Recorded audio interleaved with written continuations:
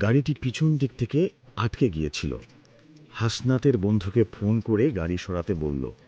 আশেপাশের লোকেরা তার দিকে তাকিয়ে হতবাক হয়ে গেল। আর যাওয়ার প্রয়োজন হলো। সে আর ধরে রাখতে পারছিল না, তাই দ্রুত সামনে দৌড়ে গেল। হঠাৎ সে পিছলে নর্দমায় পড়ে গেল।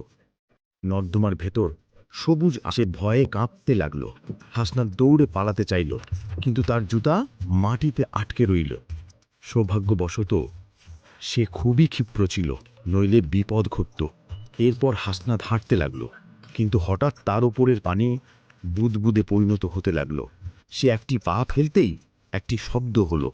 ভাগ্য ভালো যে তাকে খুঁজে পাওয়া গেল। এখন সে দাঁড়াতে পেরেছে। তারপর হাসনাত পুলিশকে ফোন করল।